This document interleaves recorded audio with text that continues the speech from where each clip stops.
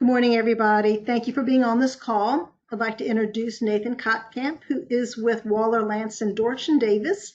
He's here in Richmond. I know some of you are not, y'all are around the state, but he is here in Richmond. He's a partner with that firm in the healthcare division, and I'll let him introduce himself and what he's done. So thank you for being on this Ethics in the Time of COVID-19 webinar. Right, Nathan? All right. I hope you guys can hear me at this point. Paula, could you just confirm that you can? Yes. Okay, perfect. Well, first of all, thank you guys for being here. It's interesting times that we're living in for sure. But for me, as an ethicist, and I'll explain a little bit more in a second, these are just truly extraordinary times. It's one of these things where I've been sort of explaining to folks that mine is one of those fields where you go in and you study and you sort of get yourself ready for an extraordinary circumstance, and you hope that it never actually happens, but when it does, you're sort of just overwhelmed by how amazing it is to sort of live in these times and to be trained to be thinking about these sorts of things. So obviously I wish the pandemic wasn't here, but it has been an extraordinary set of circumstances for me. So a little bit about me. So again, I'm Nathan Kotkamp. I'm a partner with Waller in their healthcare group. I actually sit in the healthcare operations group, which means I mostly deal with regulatory matters, and some of you I've worked with over the last several years, particularly some CCRCs in Virginia. So I deal with all sorts of day-to-day operations, and a lot of those day-to-day operations issues are impacted by what we're dealing with this pandemic, and we'll talk about a few of those in a few more minutes. The other way that many of you probably know me is I am the founder and chair of National Healthcare Decisions Day. That's an event that took place just last week. It was on April 16. Hopefully you guys all know about it. Hopefully you were doing something to honor it. That event started actually in Virginia 14 years ago as Virginia Advanced Directives Day, where we had every single hospital across the state and a bunch of nursing homes and assisted living facilities and lawyers and various other associations and groups focusing on advanced directives. And given how successful it was in Virginia, we had essentially two options. One was to try and blow it up in Virginia to hit every healthcare provider one way or another, but that's sort of like herding cats, or we could try and make it bigger nationally, and that's what we did. So again, just last week, every year it falls what is otherwise the day after tax day. And because of the fact that we have a moved tax day, for any of you that didn't participate in National Healthcare Decisions Day, or even if you did, we're getting another shot at it. So hopefully you can join the initiative. It's going to be happening again on July 16th. So I think that's some of the preliminaries about me. I will give the absolutely necessary COVID caveat these days, which is I'm doing this from my den. I have 2 children, 2 dogs, and a wife who's on her own calls. So please pardon me if there are some interruptions that aren't the ordinary situation. But again, these are very extraordinary times. So let's get started talking about some ethics issues. And before I get going, I want to be clear about something. First and foremost, I'm not here offering legal advice. Very few of the things we're going to be talking about are legal matters. Instead, they are a blend of things. They're a blend of legal matters, financial matters, practical matters, micro matters, macro matters. I will also say that very few of the things that we're going to talk about have solid answers. Instead, what many of these things have are multiple answers, multiple ways of evaluating and balancing all the considerations such that you can land on a variety of defensible legal answers as to where we ought to go. And frankly, we're seeing that at the national level, we're seeing that at the global level as both states and countries trying to evaluate things like when did they reopen businesses, and what does travel look like, and what do universities do, and all these sorts of things. There's lots of different potential answers, and frankly, we may not know for years upon years later whether we made the right choices. But in doing that, in trying to make those evaluations, specifically from an ethical perspective, what we have to do is look at the world through a variety of lenses. And these lenses, we're talking about meta ethics sometimes, these are the lenses that we see the world through, and we look at facts. We hope we have the right facts. That's one of the big challenges here with COVID, is the facts are continuing to evolve. So death rates, for example, we know what the death rates are in hospitals, but we don't know what death rates are happening in people's homes. And some of these things that make it very, very hard to do accurate modeling and to make choices about where we go in the future. But generally speaking, there are some core philosophical, ethical concepts that we put into place as we look at these sorts of things. And this is not a complete list, but I'll just talk about some of them. First is utility. It's maximizing good to the degree that you can. The problem with that is it's sort of, does the end become more important than the means? And there's just challenges. It's not a perfect system.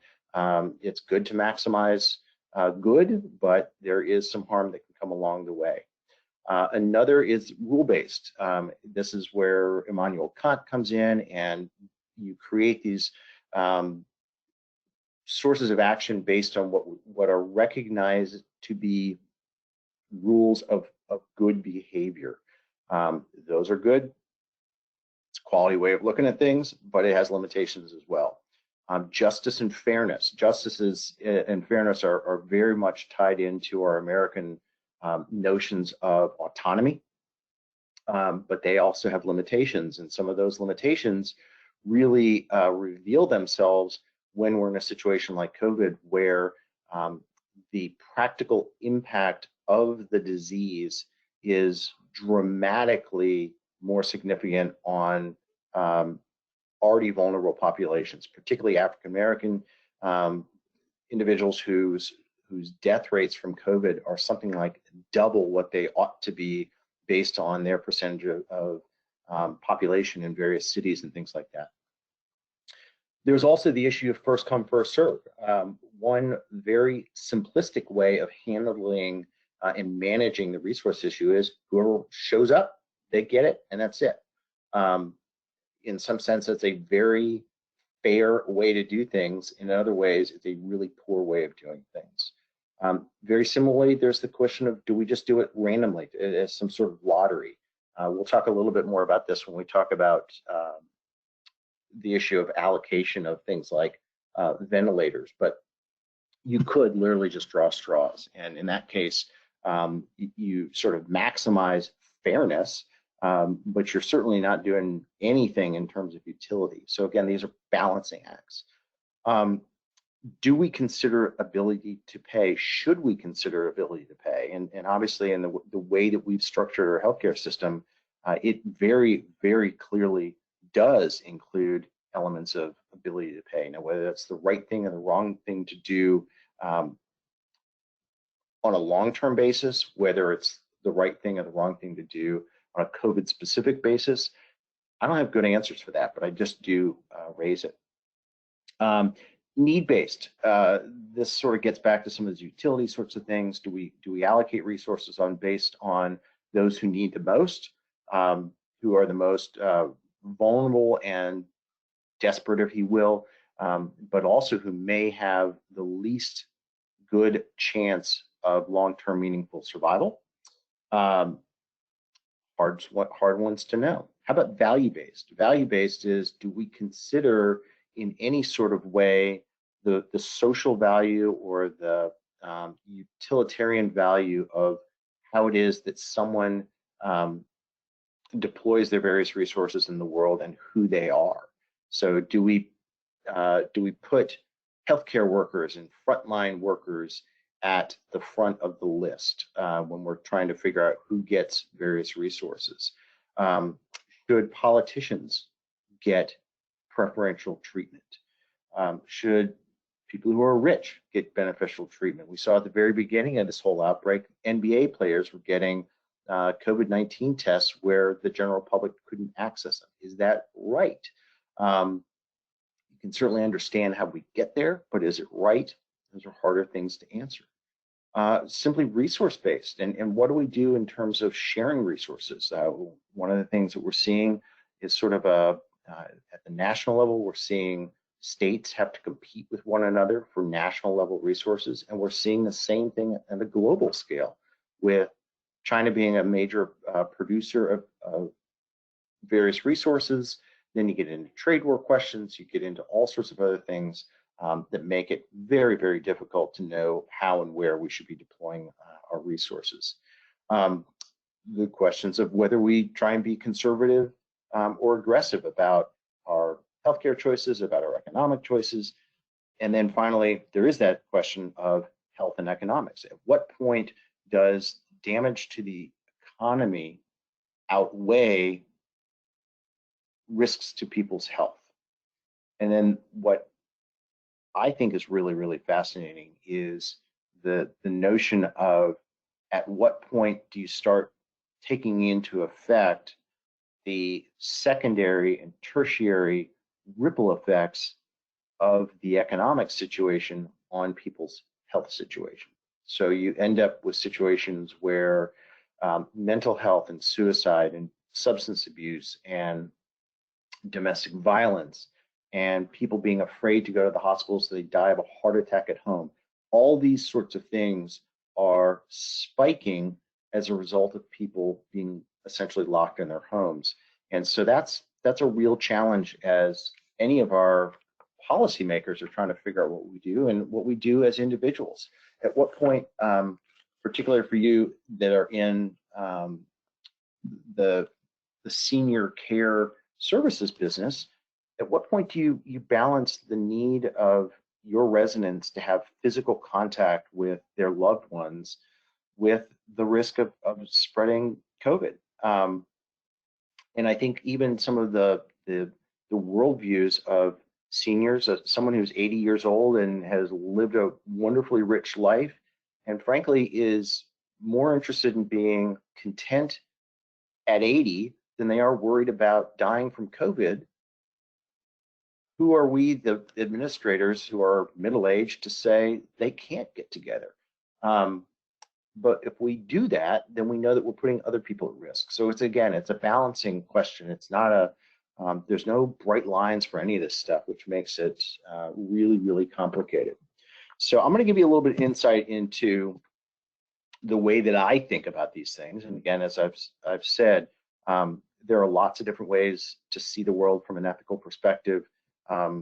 So please, when we get to the comments section, I hope you'll be gentle on me for these sorts of things. But when I'm trying to work through matters on a practical level with my clients, the overarching practical things that I repeat all the time is, first of all, don't let perfect be the enemy of the good.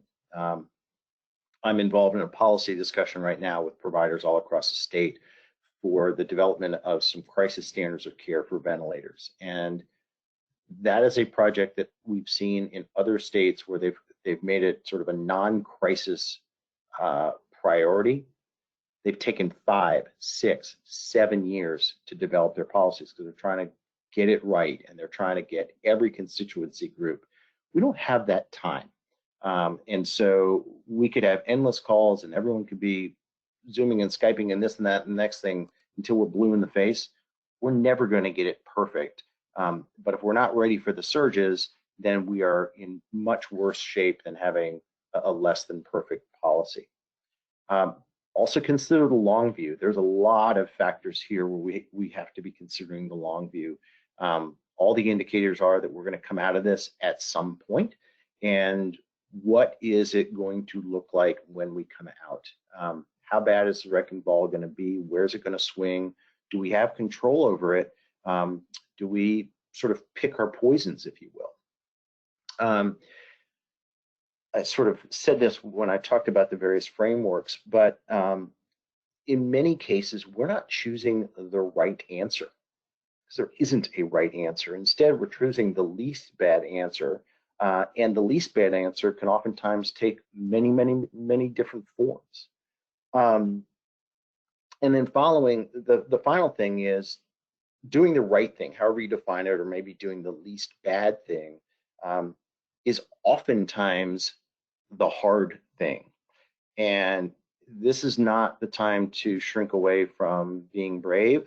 Quite the opposite. It's, I think, time to lean in and do things that we know in our guts are the right thing to do, even if they are difficult, even if they're uncomfortable.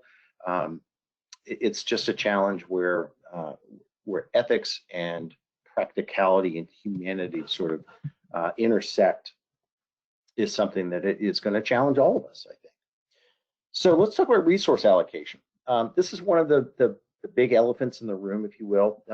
And I mentioned ventilators, and I'll talk a little bit more about ventilators in a moment. But there's all sorts of things that are dependent on resource allocation choices at this point. It's major medical equipment, blood. One of the things that's interesting about this current situation is that by all measures, COVID treatment demands very little in the way of blood. But COVID hasn't stopped all the other conditions from progressing along as they ordinarily do. So all the things that needed blood transfusions before, the need is all right there. But the ability to get people to donate blood is substantially reduced. You don't have these large-scale blood drives like we did 3 months ago. I went to give blood just a couple days ago, and the whole process took no less than twice as long as it normally does. And the number of people giving blood at the Red Cross, so not even in a community center or a church or something like that, was dramatically lower than any time I've ever been in there before. So we have this crisis of blood. Test kits. We are still trying to find the right type of test. My sister-in-law is a infectious disease specialist at Bellevue Hospital in New York, one of the epicenters of this whole thing. And they, from the very beginning, had to ration the COVID tests. So they had to presume that they knew that some people had COVID, and so they were just not even, quote unquote, wasting a test on them. But having to make those choices is really, really tough. The personal protective equipment question. How much do we ask our providers to put themselves at risk? How much do we test the limits of the ability to sanitize personal protective equipment in ways that it wasn't designed for? It might be able to withstand the methods of disinfection and things like that, but we don't know because they weren't tested that way. So where do we go? And we know that we've got a shortage of the personal protective equipment. So again, where's that balance? Staff. How do you deploy staff? Where do you pull them from? How do you flex in ways that you might not need to do? What do you do with people who are less critical to day-to-day operations? Should you be furloughing those folks? A lot of questions about staff. Cash on hand. What do you do with it? How do you get more if you start to run out? These are day-to-day questions. Paying the rent. How do we allocate medicine, other supplies? Food's a big one, obviously. And then, of course, time. We cannot forget that time is a major resource. And whether it's the administrator's time and what they do to focus on day-to-day operations or managing the crisis itself, people need to take breaks. People need to be allowed to take breaks. And in fact, they need to be encouraged to take breaks because the impact on this emotionally, mental health, and other things like that can be dramatic. And one of the few ways that we can control that is by addressing how much time people are putting into their response. Because it's very easy for people who went into the fields of healthcare to burn themselves up because they are so dedicated to what they do. But having a bunch of burned up providers gets us in a really bad place as well. So all things to think about. Let's talk about ventilators. This is obviously more of an acute care issue, but it's one that I've been spending a lot of time on lately, working with a bunch of ethics folks from around the state, because among other things, we're trying to have a fairness model. We want to have the allocation of ventilators generally be consistent, whether you are in Northern Virginia, Southwest Virginia, Tidewater, Richmond. It shouldn't matter. It also shouldn't matter what facility you go to, because as soon as we start having substantially different standards at different institutions, we're going to see surges where people are going to be rushing to a particular hospital because they think that they'd be a higher level candidate for a ventilator than somewhere else. And so we would end up with even greater disparities of resource allocation. The other thing that I think is so critically important, and this plays into some of the other areas that we're talking about as well, such as, for example, the testing and rationing and things like that. We want to develop protocols that standardize this whole system, but we also want, to the degree that we can possibly do it, to remove the decisions from the frontline providers. Because not only is it open itself up to some subjective decision making, but it's just emotionally very difficult, and we don't want to traumatize frontline providers, the ICU physicians, the emergency department physicians, and things like that. So if instead, either there are third parties, some committee of some sort that are making allocation choices, or the providers are simply deploying an existing framework or checklist or guidelines where they're not having to make real judgment calls, they're simply putting in the inputs, the factual bases for getting a decision from the rubric. That goes a long way in helping some of the emotional impact on the providers from this kind of stuff. So a lot of considerations here. Probably none of the considerations for ventilator allocation are perfect. That's just one of the realities we have to deal with. One of the things that we're generally seeing is that there seems to be consensus that we want to maximize life years versus maximize the number of people who survive. That is a slightly different question. That's one of the ones that's in the details. And when we're talking about survival, what are we talking about? Are we talking about survival a year out, 5 years out? Probably hard to measure these sorts of things, but they all come into play. Exclusion criteria. So this is a big deal because it simplifies a lot of the process. So some of the methods of allocating ventilators simply have a checklist sort of at the very top that says, if you have such and such a condition, we're just not even going to consider you as ventilator eligible. Other systems are a much more fluid analysis that doesn't have any specific exclusion criteria. It probably gets you to the same place, but it looks more at global functional scales and things like that. So there's advantages of each. One is simplicity versus complexity, but you do have, when you're dealing with the exclusion type situations, you got the risk that somebody would be a better candidate than they would appear, but they're in an exclusion category, so they don't get the vent. Age and disability, these are huge considerations. In fact, twice in the last 2 weeks, the Office for Civil Rights has come out with decisions against states. One was Alabama, the other was Pennsylvania, I think it is, saying that their methods of ventilator allocation were discriminatory based on age and disability. And I think what you mostly see is no matter how the rubric is done, it almost effectively, it doesn't discriminate, but certainly a lot of the conditions that would be reducing your beneficial placement in the ranking are related to age. They increase with age, and they also may increase with disability. But the key is that the considerations can't be expressly factoring in age and disability. There can be secondary implications. They just can't be the criteria themselves. Again, social worth. We talked about this a little while ago. If you're trying to figure out who gets a ventilator and you're down to 2 people, and they both otherwise are in the same sort of band of eligibility score, does it go to the physician versus the businessman? Maybe it should, maybe it shouldn't. I don't know.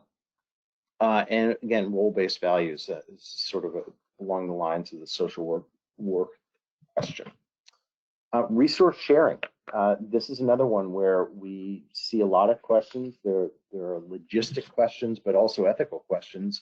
Should we be sharing resources between facilities or even between patients? There's some guidance out there about whether or not to use a single ventilator on 2 patients, which adds complexities, it adds infection risk, it adds all sorts of other things, but maybe it's the right thing to do, maybe it's not. If you decide to do this, how are you going to do it? Who's in charge? Is it going to be at the state level? Is it going to be voluntarily done? Probably not possible at the national level. But again, a bunch of questions that we have with respect to resource and sharing. So one of the things that we debate as ethicists, well, we actually probably don't spend that much time debating it because I think we generally have the same conclusion, is whether there's an ethical difference between withdrawing treatment and withholding treatment.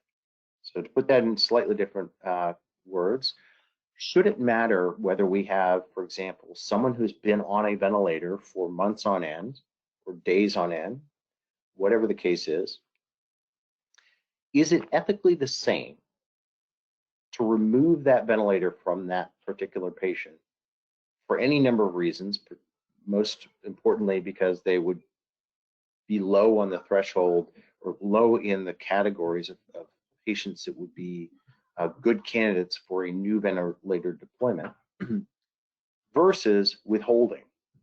So to not provide certain care services, to limit the way that we deploy things, are those ethically the same thing?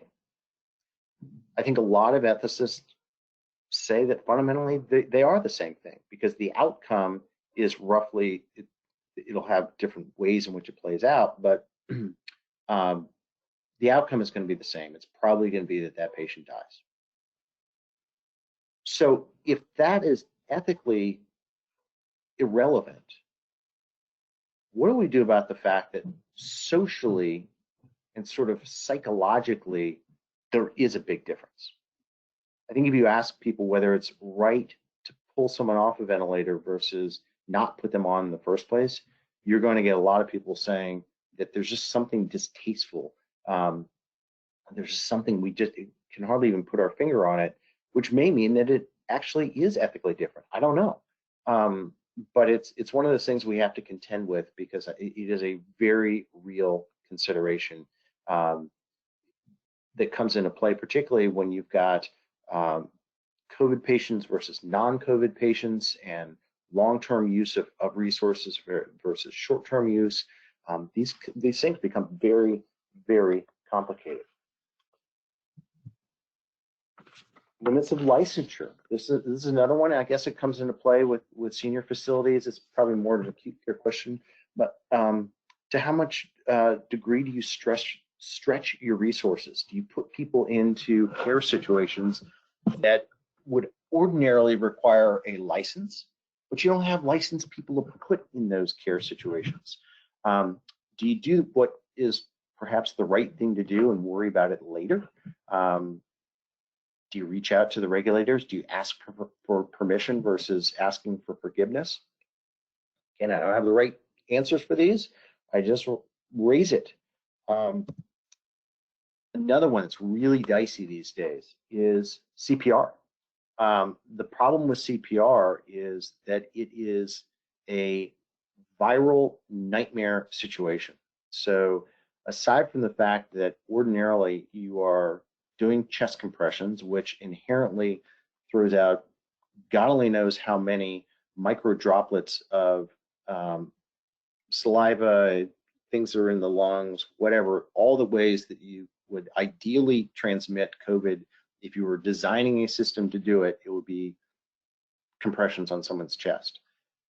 Keep in mind then, beyond that, is that in many cases, code teams are very big. It's, a bunch of people come rushing into the room. So you have sort of a dual question. Should we be doing chest compressions? Should we be doing CPR in someone where we also know that the likelihood of survival is in and of itself very low? Should we do a partial measure? Should we do CPR, but we limit the code team to 2 people? So you give somebody a better shot than nothing, but it's not what we would ordinarily provide. Again, I don't have the answer for that. I just raise it because it's a very real consideration. We struggle with advanced directives. I've said before that advanced directives are a huge issue for me based on what I've seen over time. But one of the things we have a problem with is people who've written advanced directives in absolute terms saying they always or never want certain kinds of treatment. I've seen in advanced directives say, I never want to be on a ventilator. I can say with great confidence the reason that that advanced directive was written as it was is that the person had a loved one in their life that was on a ventilator for a long-term period of time and didn't ever come off of it, and that was really what they were thinking. What they weren't thinking was a 5 to 7 day course of acute care ventilator use to get them through the crisis of COVID. So what do? Do we ignore that advanced directive that the law says we should be following, that at least by some measure, it's the right thing to do? It's what the patient told us. And how are we to know and second guess that never shouldn't mean never? Those are tough things to battle with, and some of it's going to depend on what the family has to say about it. Some of it's going to depend on the resources that are available. So maybe that becomes something that if you're down to 2 patients, it becomes a consideration factor. I don't know. Luckily, we haven't got to that place, but I just put it out there because we know it's a possibility. Mental health, this is a huge one. On the provider side, how are we tending to the mental health folks that are on the front lines? What are we doing behind the scenes, people who are making some of these allocation choices, as well as the public? These are all very high level, some of them real macro questions, but they're going to have individual real life implications. What are we doing to educate folks in the general public about mental health and trying to provide resources so that we're trying to keep people out of a crisis mode because anxiety is so high as it already is. This is a place where advanced directives come in. Not all advanced directives are end of life. Mental health advanced directives are critically important, particularly because they can provide guidance about how to treat chronic conditions to keep people out of the judicial system. And where it's really complicated now is you can't always find a court. So even if we were to try and do an involuntary detention, how do you do that logistically when the courts are closed, the sheriffs are short-staffed, and other things like that? So another place where we need to focus some resources. Another acute care question, but it could be outpatient as well. So how should we be doing off-label drug use? Obviously we have the president is touting certain drugs. There are all sorts of various options. Should we be more aggressive in our willingness to try different things? If so, how? And who pays for it? And what are the implications if things go wrong? Information disclosure.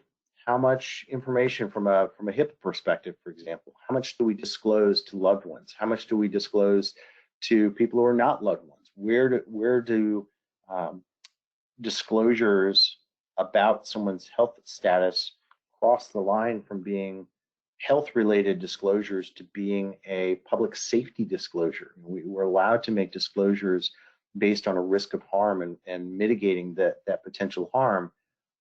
Does disclosing COVID status rise to that? I don't know. It could, maybe not. Financial considerations. Should ability to pay matter? If so, how far should it matter and for what? I think the reality is it does. We've seen it already. Whether that should be the case, much harder question to answer.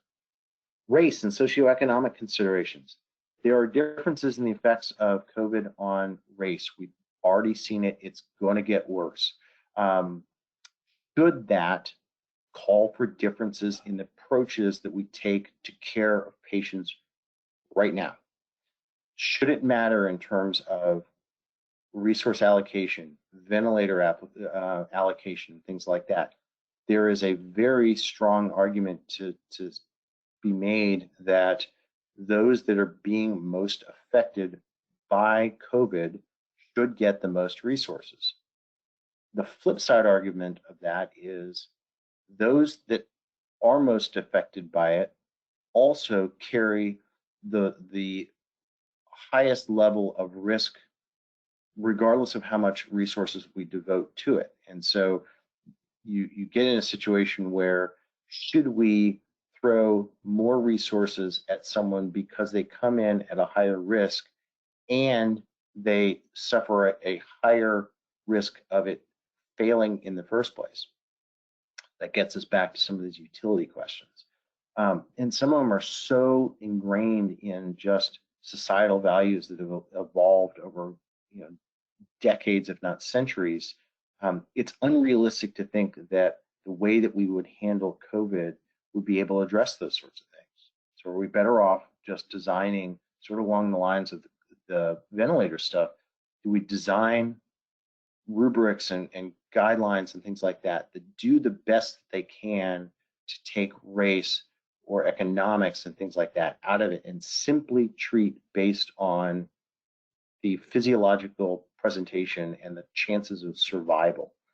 It's one way to do it. Again, I can't tell you it's the right way or the wrong way. It's just something that's very, very real. And I think it's going to call a lot of questions into where we go from here. Advanced care planning.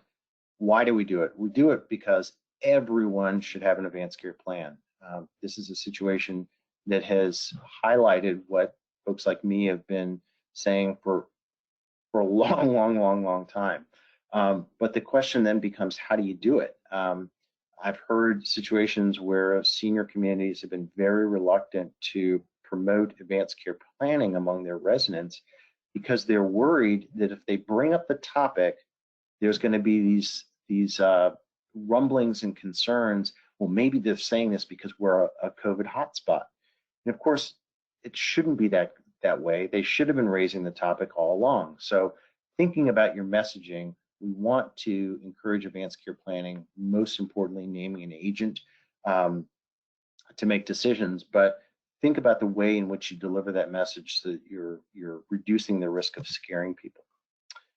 I've just listed some balancing acts. These are things where I just don't have the answer, but I know that they're real and they play into the way that we make decisions. So how do we weigh liability and care? How do we weigh costs and care? How do we weigh certainty versus uncertainty and risks and rewards?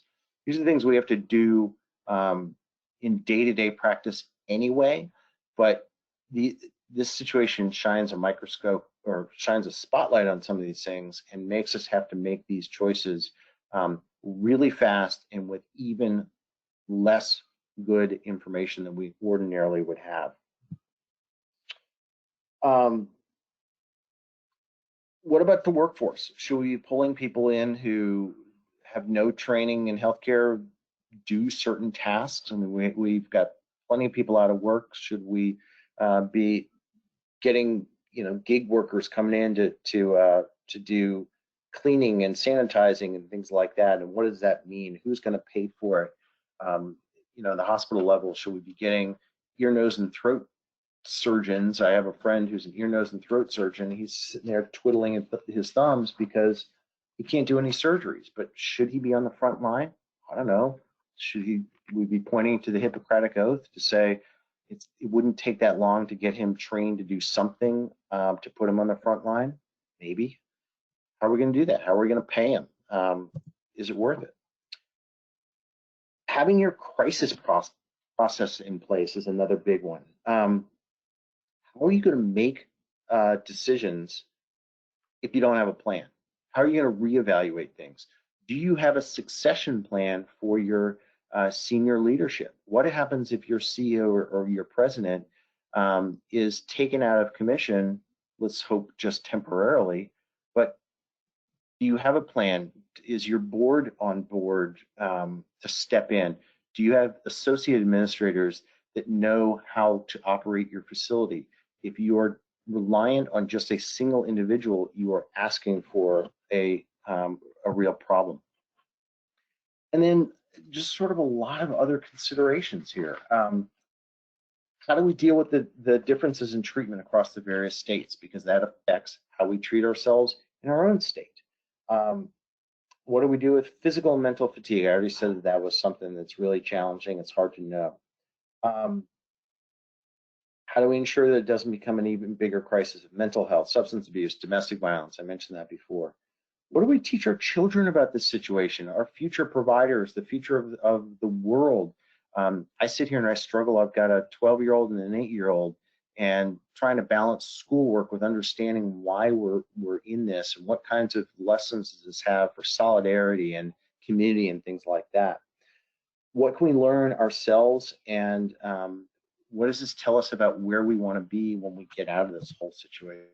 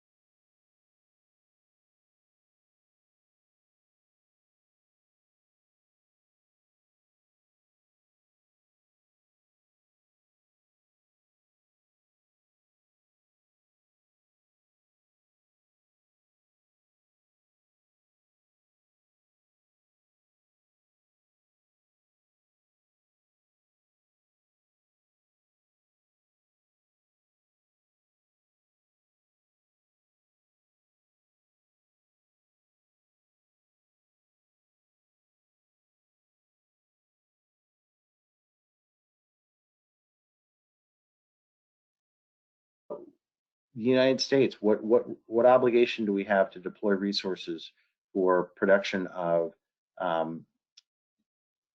whether it's medical equipment, whether we deploy our resources in antiviral technology and drugs and other things like that? I just put it out there because it's a big philosophical question. It's hard to know what our role is in the world when we struggle to provide care and services to many of the folks within our own borders. So that, my friends, is Nathan's discussion of a lot of the ethics considerations. Of course, it's only the tip of the iceberg, but a lot of the different things that are exploding as a result of everything else that's happening with respect to COVID. So I think I'll turn it back to Paula, who can sort of moderate us, but you're now welcome to throw any questions you want at me. I'm going to give the caveat that I can't claim to have answers. I don't speak for my law firm. I don't speak for my family. I'm going to just do the best that I can to be speaking for myself and not offend anybody with the answers I give. So Paula, let me turn it back to you. Sure. Thank you, Nathan. I actually lost my audio like on that your last slide there. So I missed all of that. I hope everybody else did not. It will not, of course, because I was recording it, it will not record that last bit. But I did have a question earlier from one of our social workers. She said that they're asked in their facility to help with financial tasks like bill paying, sorting mail, updating wills. So I know you said at one point you have to balance the legal liabilities, but she wants to know, how do they protect themselves from any liability if they sent the wrong check here to there, something like that? Yeah, well, I think part of the question is, are these new tasks, or are they tasks that are being required to a greater degree than they ordinarily are? I